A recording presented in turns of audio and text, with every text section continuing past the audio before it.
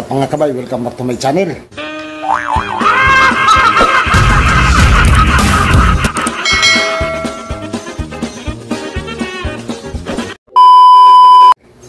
Ang inyong mga kabay nagbabalik. Dito mga kabay, may bubunsayin tayo. Iriripat ko siya kasi biniya ko to 4 na beses mga kabay para magkaroon ng 4 na puno din. Malaki na rin siya. Yan. Kung nakikita nyo, ayan o. 4 na puno yung nasa baba. Yan. Bali, biniyak natin sa mga kabay. Ang pagbubonsay mga kabay, nakahiligan ko rin yung nandun ako sa Kamiling Tarlac. Kasi, mula nung pinabalik ako dito sa Manila, yung lahat ng bonsai ko doon mga kabay, naiwan, tapos napabayaan. Doon sa kasama ko, ayun, namatay na mga kabay, sayang lang. Kaya dito, mag-start ako ulit. Bukod doon sa pagtatanim ng mga halaman, kung paano gumawa ng mga bonsai. Yan, shout out sa lahat ng nagbubonsai. Mabuhay tayong lahat. Okay, ito mga kabay, iriripat ko kasi siya, tapos maglalagay ako ng bato para mas maganda sa tingnan. Okay, kita-kits ulit mamaya. 5 minutes later. Kabay, malaki na rin siya. Yan, ang ginawa ko kasi dito, yung puno niya, yung isang puno, biniyak natin, ginawa nating 4, ayan o, may mga ugat na rin bawat puno. Yan, may mga ugat na siya. Yan, i-ano natin yan mga kabay. Tapos ito mamaya, ikakat ko to lahat para doon tayo mag-start. Kasi ito mga kabay, sobrang ano niya na, malaki na siya masyado. Kailangan magsimula tayo sa maliliit.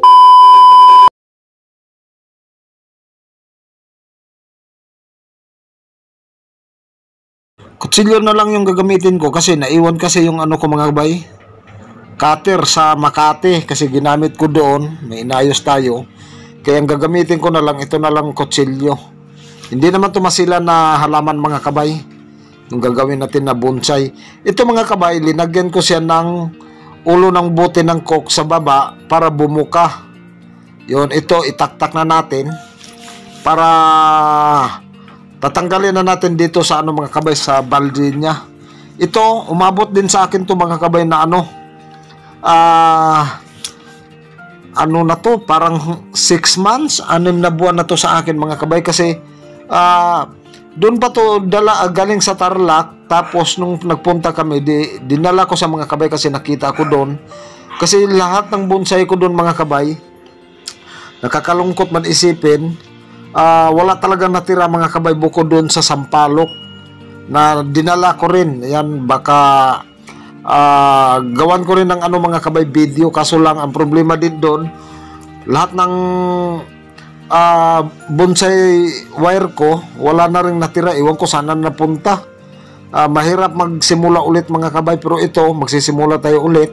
Ito yung bote ng coke na linagay ko sa gitna kasi biniya ko siya na 4 para magiging 4 yung magiging puno niya, para maganda sa tingnan. At saka lagyan ko to ng bato sa gitna mamaya mga kabay. Yan, ang dami niya ng ugat mga kabay. Madali na lang tong iano mga kabay kasi ang dami niyang ugat, madali tong buhayin. Iriripat natin to, gagawa tayo ng panibagong soil kasi ito mga kabay, lupa lang yung pinagtamnan ko.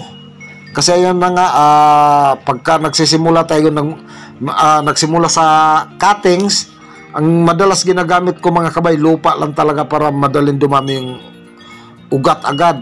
Ito, kawawa nga siya, ginamitan ko na lang ng ano, cutter na lungnos. Ano ba to tawag nito? Plies? Hindi rin. Ito na lang gamitin ko mga kabay kasi ayun na nga, wala tayong cutter, naiwan ko. Ito, dami niyang ugat to. Tatanggalin ko lang yung mga lupa na ano, nagbukol-bukol dito. Tapos ayusin na natin to mamaya kaagad mga kabay. Yan, sa lahat ng nagbubonsai, yan, mabuhay kayo. Talaga naman pag perfect na natin, napakaganda yung bonsai natin. Yan, dito kukuha na ako ng ano, ito, kumuha ko ng bato. Ito mga kabay, ordinaryong bato lang kasi alam nyo na dito sa Manila, wala naman tayo makuha na mga ano, mga bato-bato. Ito parang simento pa nga, simento nga to. Basta maidikit ko lang siya, pagka gumanda na sa mga kabay, pwede naman natin i-repat ulit. Ang importante mga kabay, maidikit ko siya. Tapos palitan natin nung kanyang suwil.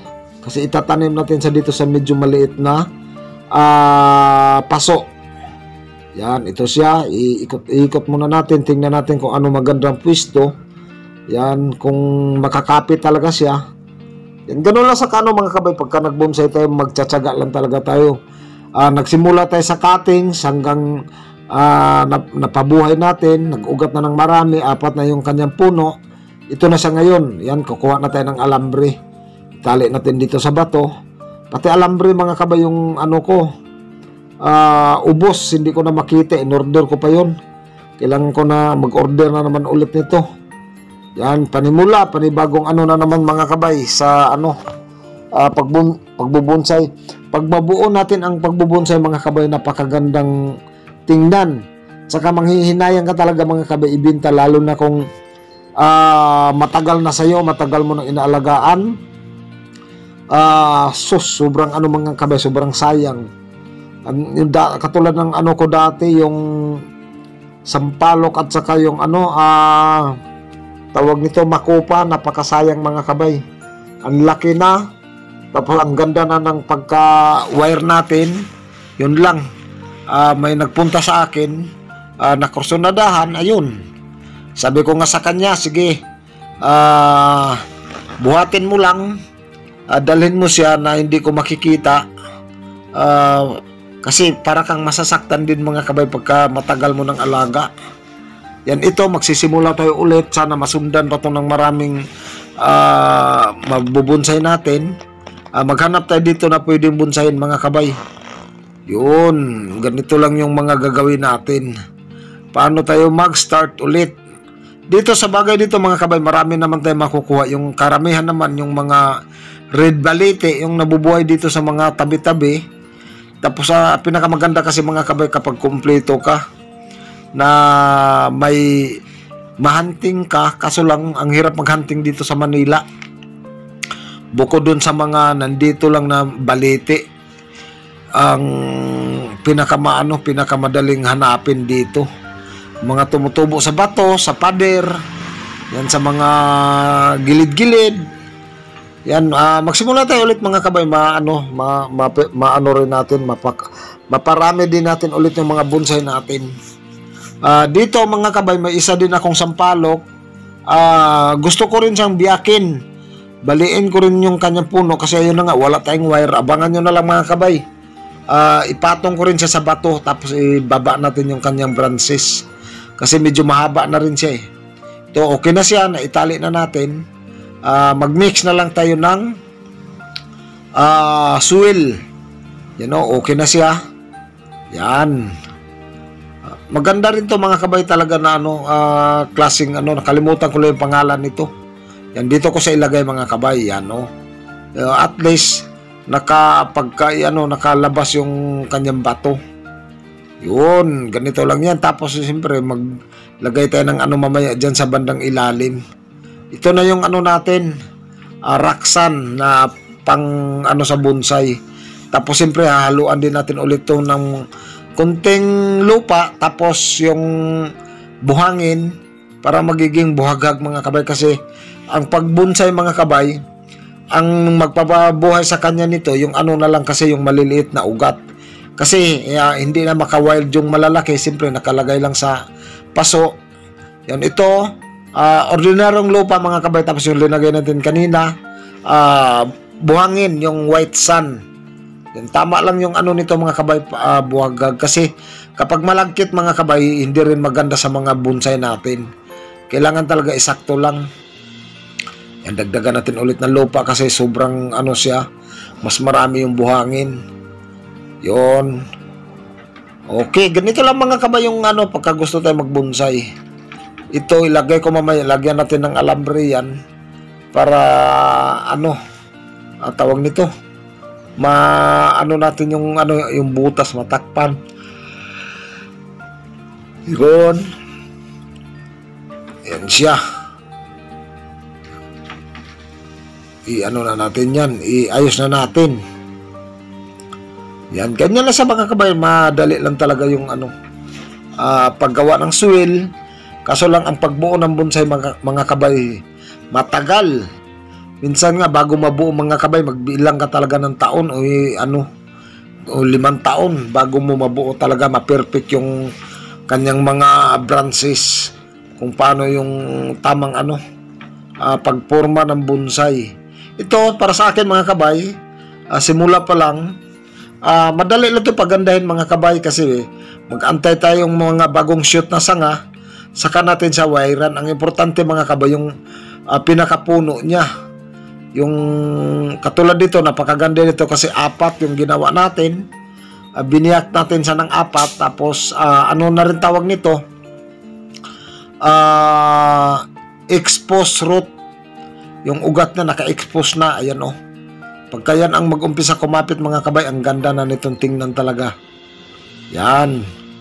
Pero ang tagal nito mga kabay bago ko kayo ma-update, kasi hindi basta-basta ang pagbubonsai na talaga pag-aalaga. Yung ko nga dati mga kabay, yung sampalok at saka yung buanyog, napakaganda yun mga kabay. Kaso lang, yun lang, naibinta din natin. Nagkataon na gipi tayo, yun, na-dispose natin mga kabay. Pero okay lang yun. Malaking tulong din sa natin, pang araw-araw. Kasi sa bonsai mga kabay, ang dami talaga magkagusto sa bonsai, lalo kung maganda na maganda na yung finished product niya. Tulad dito mga kabay, madali sa pagandahin kasi may na tayo, may puno na tayo na 4. Tapos yung mga ugat na lang, linis-linisin lang natin. Ang mahalaga nito mga kabay, parati natin siyang maalagaan, para mas madali siyang lumaki ang kanyang mga sanga. Yun. Sobrang na mga kabay, sobrang solid na rin. Maganda na rin siyang tingnan. Ganun lang siya mga kabay ang pagkaalaga ng mga Unang-una, sabi ko nga sa inyo, magsimula talaga tayo sa mga cuttings, kasi may mga bawal mga kabay maghunting na hindi pwede. Pwede tayong hulihin. Kaya ang pinakadabis, galing siya sa cuttings o i-markot natin, pero mas maganda kasi pagka sa cuttings mga kabay kaysa markot. Na-experience ko na yan pagka sa markot, medyo hindi sa hindi sa nagtatagal. Pero magdidepende yun sa klase ng bubonsai natin. Yan, okay na, solid na. Na na natin, na itanim. Yan dito, para para madaligan ko, kailangan kong lagyan ng planggana para hindi baba dito mga kabay, kasi simento kasi to. Yun. Kailangan lang natin ng diligan ng tubig para makakuha kagad siya ng mineral. Okay. Yan, sana lahat ng mga nagbubonsai, mabuhay kayong lahat. Hanggang dito na lang mga kabayan. Maraming salamat. Kita-kits sa sunod na mga video. Tsaka paki-likes, paki-share, tsaka paki-pindot na yung notification bell. Bye-bye!